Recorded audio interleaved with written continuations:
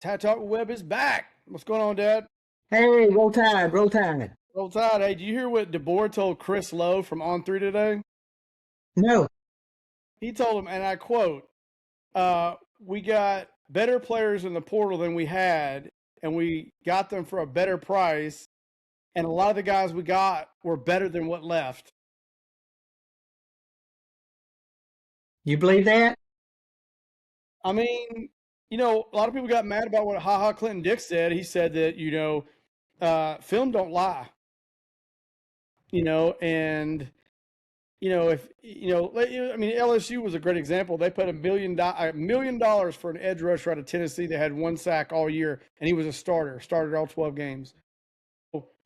It wouldn't shock me. I was like, man, that's a shot across the bow, to a lot of those guys. Now, I will say this: I think guys like Isaiah Horton were worth the money. I think he just wanted to go somewhere else, and that's fine. Now he did produce. That guy did produce very well. Hopefully Noah Rogers or Sedarius Morgan takes that role over, or Derek Meadows, but he was the one that I could say hurt the most. I mean, he was like, as a starter. I mean, it wouldn't shock me. I mean, now a lot of the linemen we had to have them anyway because a lot of the guys were graduating out, lost eligibility. So that remains to be seen. Do I think we upgraded an offensive line coach? Oh yeah, 100%.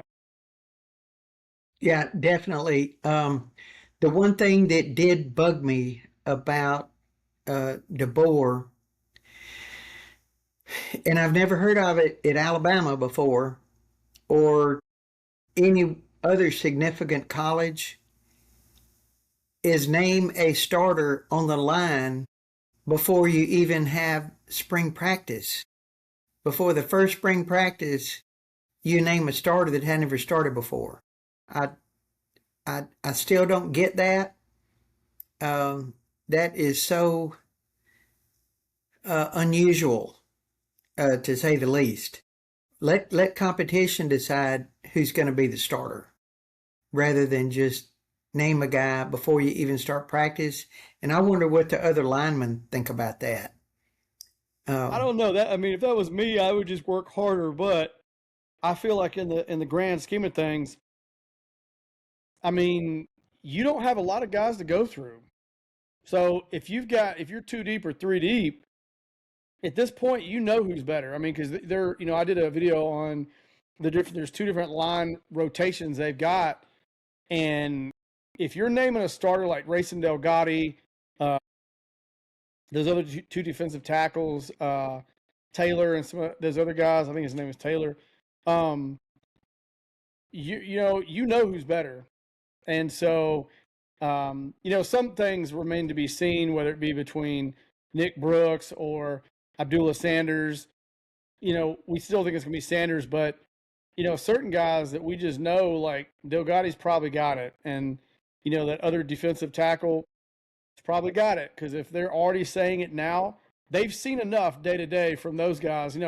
Thurton, I would be concerned if he was making that prediction, and let's say about quarterback, I'd be like, hold up, but I don't think. I think Lyman is fine. And I would even be concerned if he was saying that about running back, which I think we all know Daniel Hill. He dropped 15 pounds. He's going to be the starter. Um, we obviously know your starting defensive backs, which I think that's going to be our strong suit on defense. They'll probably be one of the best units in the country. Um, Certain guys he's talking about, like, he talked about Caleb Woodson twice already, about him standing out, about him being what you could. He said, and I quote, "You can tell this guy's played a lot of football. He sees a play. He's reacting fast. He's picking up the system quick. He's not like those young guys that are like deer in the headlights." So, if I mean, the thing is, if you know, and especially those positions. I mean, good lord, at offensive line. I mean, they've been so bad 2 years in a row. If somebody's standing out, especially somebody that had, you know, some of the spots that we had last year, like Wilcom Formby.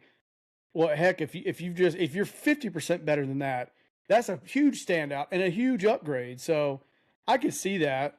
I did think it was pretty ballsy of him to say it, but it's like, well, I mean, I guess he can see who. I mean, obviously, and Not only that, you got a guy in Adrian Clem who knows talent. He played on Super Bowl teams. He played in teams that went deep in the playoffs multiple times. He had some of the best lines in the college football at different times, and even recently, he knows who he probably wants on that line. And he knows who he wants his group of 5 starters. He knows who those guys are. Now, I think there's some other areas, some of the interior guards, they're working out, but I think they kind of know who their first and second string guys are. Well, we'll find out. What is it, on the 12th, I think, when the A-Day game is? Mm-hmm. It's not televised, but maybe somebody will film it and put it on YouTube so we can see. Is that Clem has the hardest job in college football, because I think that the pressure is on him, because Alabama doesn't have a run game, or at least a really good run game. And we allowed so many sacks, so many pressures. If Simpson hadn't have been as quick and quick on his feet, should have been a ton more sacks. If we had a guy back there that couldn't run, oh man, he would have got creamed this year.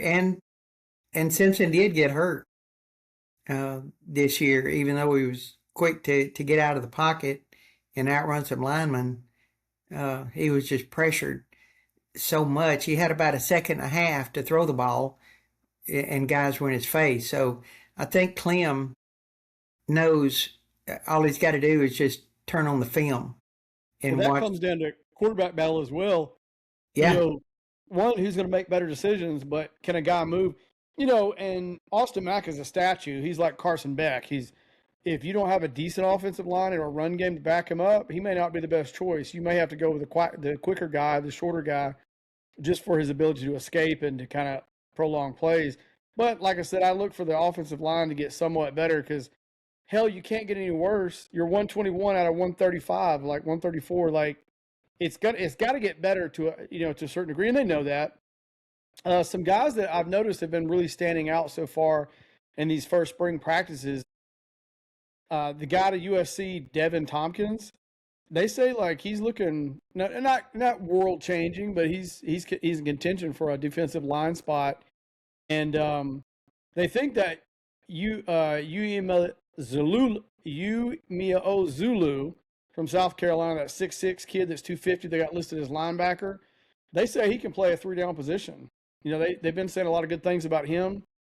Obviously, we mentioned Caleb Woodson, but they've been saying Red Morgan's been coming on good at that Husky position, that he could challenge for one of the outside, because of his speed, the outside cornerback position, even though we're full up on cornerbacks and they're really good.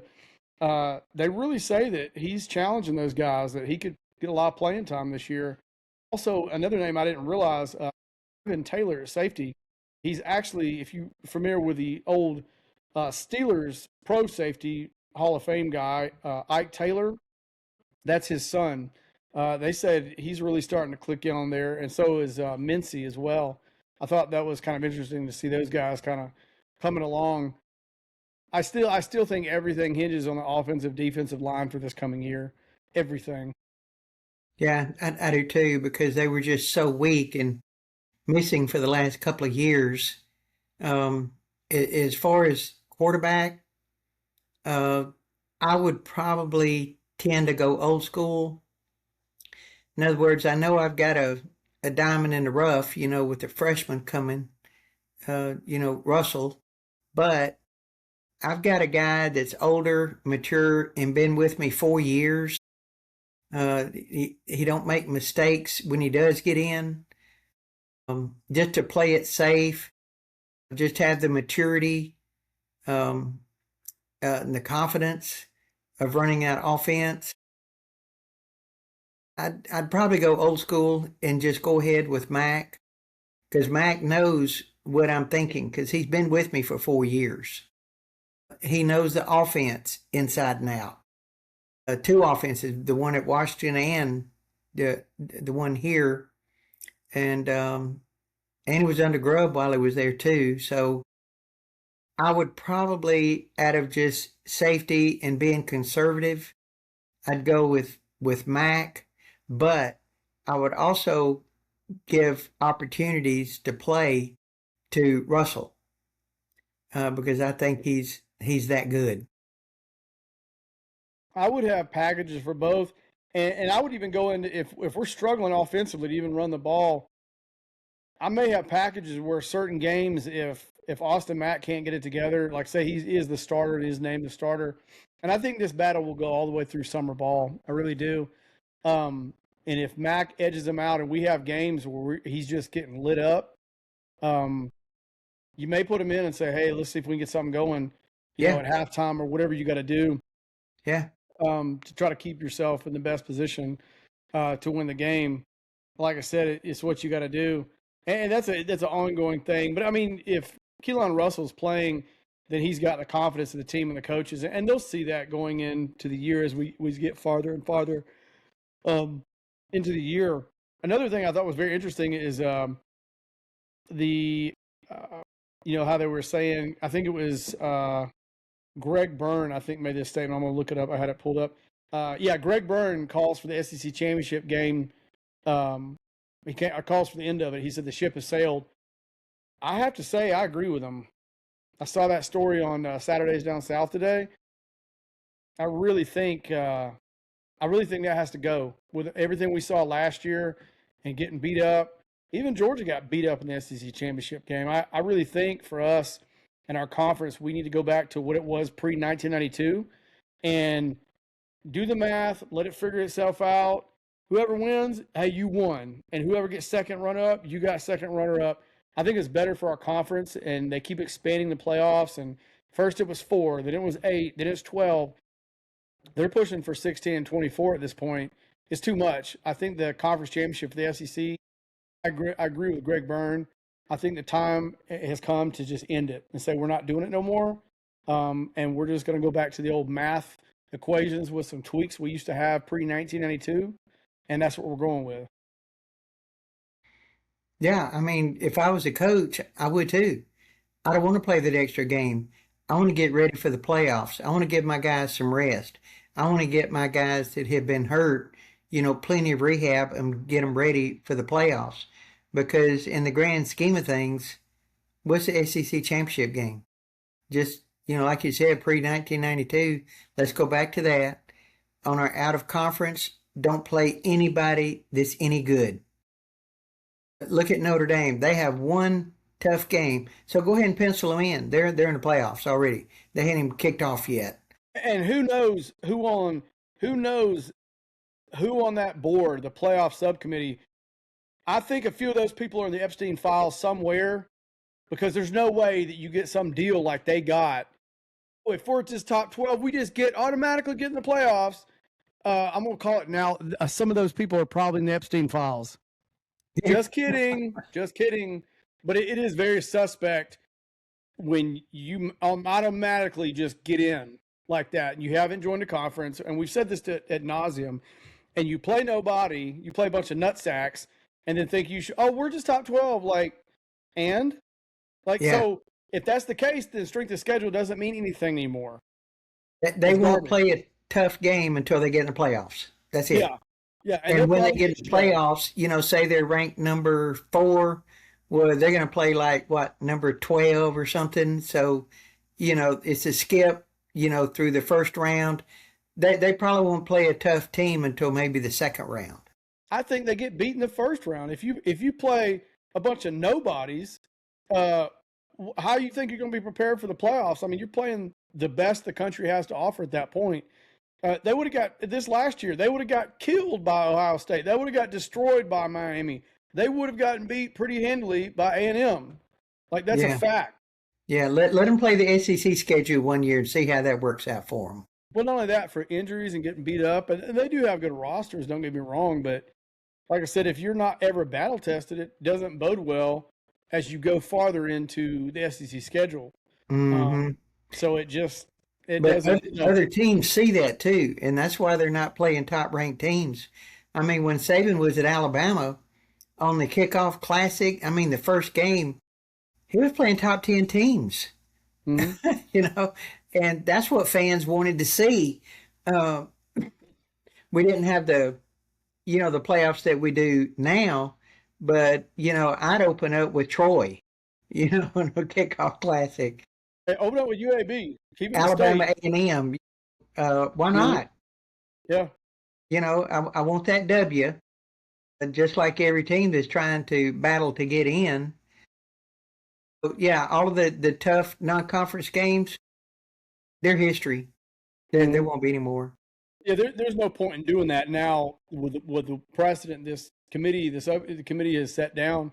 There's just no point in it. Like I said, and to get your guys hurt, it's like, and if I was all these other schools, let's say past this coming year, like if I don't know, like let's say Notre Dame and Ohio State have a game, cancel it. There's no point for both y'all. It's just that's not a win-win.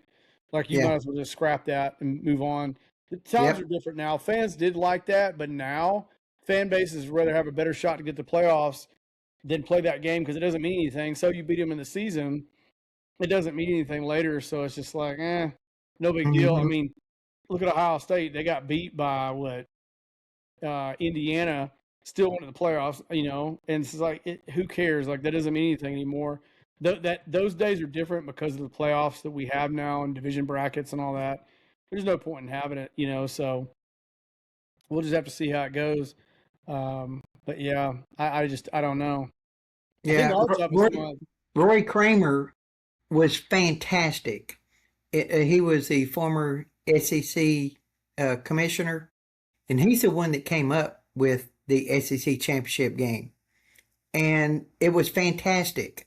And there's a documentary that shows him being interviewed along with a bunch of guys on that 92 team. It's a great, great, great documentary on it.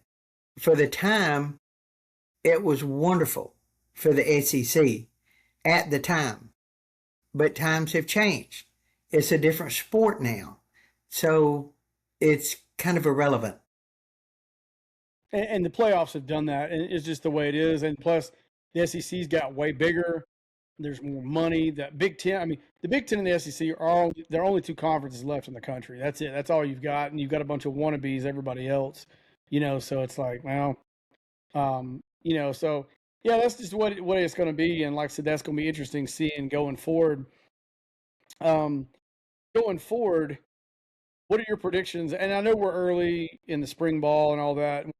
Definitely hadn't even left winter where I'm at. It was snowing today, and it'll be snowing the next 2 days. But um, It was 80 here.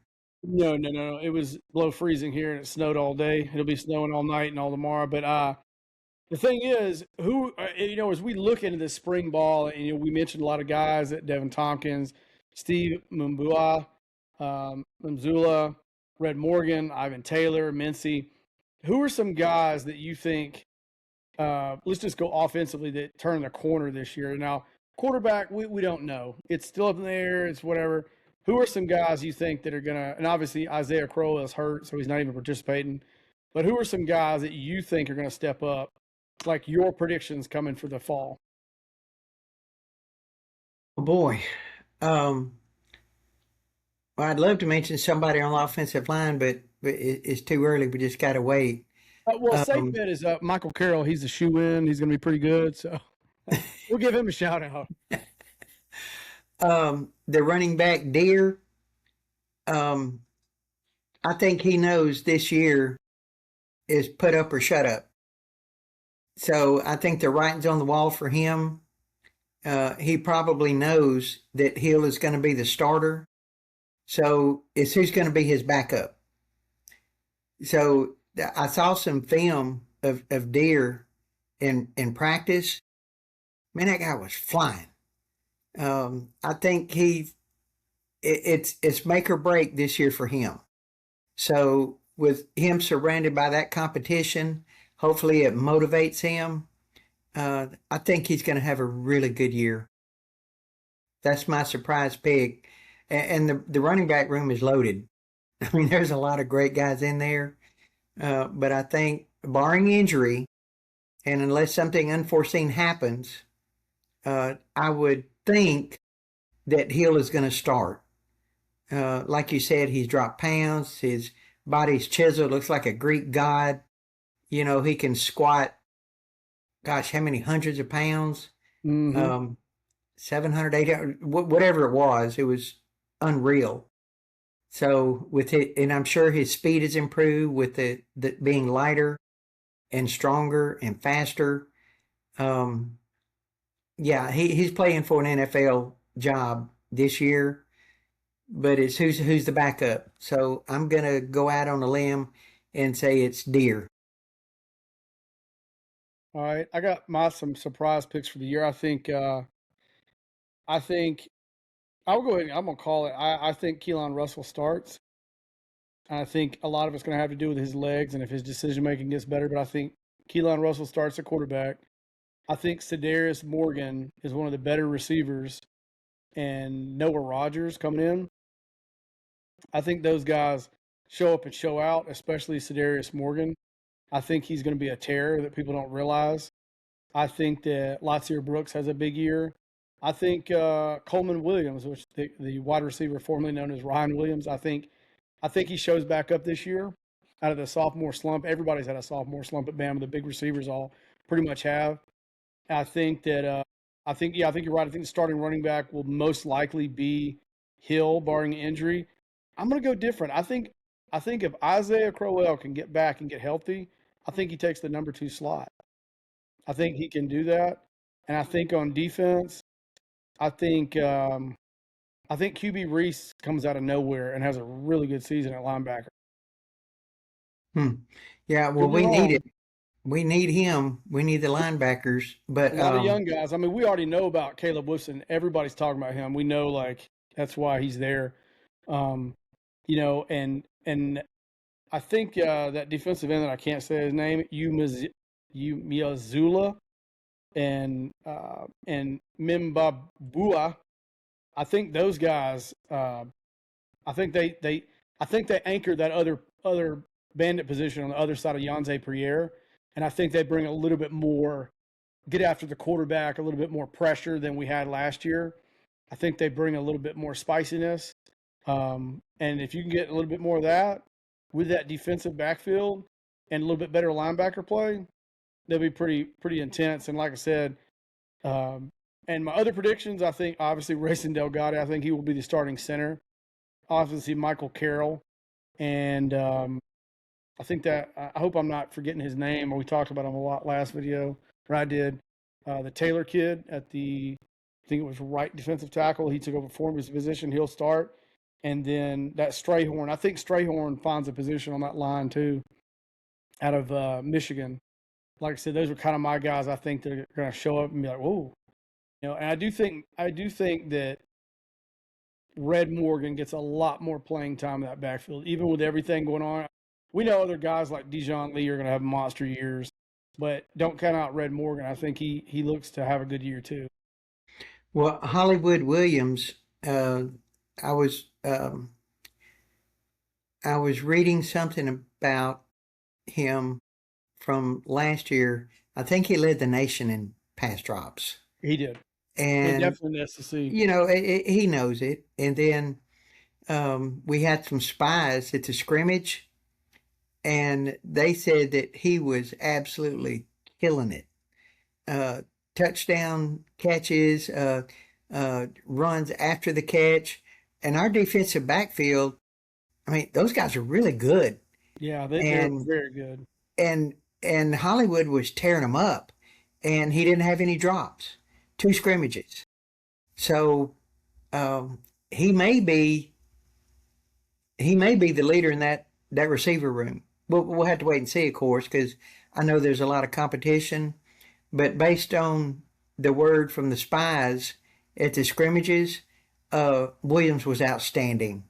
So this will be what his junior year now. Hmm. He's a year older. He's more experienced. He's more mature.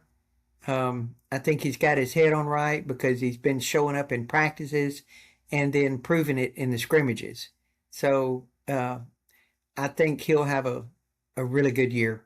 And he may go pro after this year Yeah, if he he has the may. kind of year I think he's going to have. He definitely could. The one thing that I'm concerned about too, that I'd like to see happen, is get more of a Josh Cuevas guy, even out of nowhere. Whether it's Josh Ford, whether it's Pritchard. Yeah, Um, yeah. I definitely think, and I've been trying to listen. I've been calling contacts. I know, uh, and nobody's been seeing a lot out of the tight ends, and that's something I hope we can develop throughout this spring into the summer. That's a position I think of need that nobody's talking about. We got to have that one tight end that can sneak out there and make something happen. Hmm. And maybe, like I said, nobody knew who Josh Cuevas was coming out of Cal. Was it Cal Poly? Nobody knew who he was as a tight end. So even then, he wasn't even recruited at the lower ranks. So maybe Josh Ford is a guy that can be that guy. He looks like he's got bricks for hands. So like, maybe he can be that guy. But we got to find whoever that guy is. I think is going to be a big, not just a blocker, but we got to find somebody who can catch some passes, make something happen. Yeah, because you look back at this past year, whenever Simpson would get in trouble, who would he look for? He'd look for Cuevas. And games he didn't have Cuevas, he's in trouble. Yeah, yeah. And when Cuevas got hurt, it was like, uh-oh, my safety valve, Mm-hmm. my sure-handed receiver that can get open, who's that going to be now? So he made a big difference, and I think he was undervalued, starting the season, and Mm-hmm. then he became Simpson's best friend on the field. And yeah, we got to replace that. And the guys that we've got coming back, unless something happens, magically they get great, and show up in spring ball. Um, we really need that guy. We need a good, solid replacement for Cuevas. And he could Just already keep be quarterback there. We may alive. not see it. He could already be there, but we have to flesh that out in the spring somewhere, somehow. I don't, Hmm. I don't care if you take some guy he's a defensive end that ain't starting, but he's a really good pass catcher. Move positions, do something like we just got to find that guy. Whoever that guy is, we have to replace that role. And I don't think a lot of people are talking about it, but I think for us, we need that. He needs to be able to pass and pass block, run block, but by God, he's got to be able to get out there and he's got to be able to catch some balls and do what Cuevas did, because he was undervalued, I thought, not to the Bama guys, not to the guys on the team or the coaches, but as a whole, a lot of people didn't think about him. But we got to find that guy, whether it's Pritchard, whether it's Josh Ford. I would assume they're thinking Josh Ford has that it factor if they recruited him and grabbed him out of the portal. I mean, I don't think they just grabbed it. And the thing is, they grabbed like two other tight ends, so they're looking for that guy. We got a lot of tight ends on this team. I think 5 or 6. Yeah, There's got to be one of them. There's got to be somebody. yeah. One of them they picked out of the portal. He was like 6'7", 260, but he Big only caught dude. like 3 passes all year. It's like, come on, Yeah. what do you want? So he's brought in, I would assume, as a blocker, Mm-hmm. or a H back or something when we get down in the red zone. But you know, we need a Cuevos. We need somebody like that. Mm-hmm. Yep. We gotta have it for sure. But anyway, well, that's about it. And I appreciate you coming on the show today. And I'll holler at you later. Enjoyed it. Roll Tide. Roll Tide.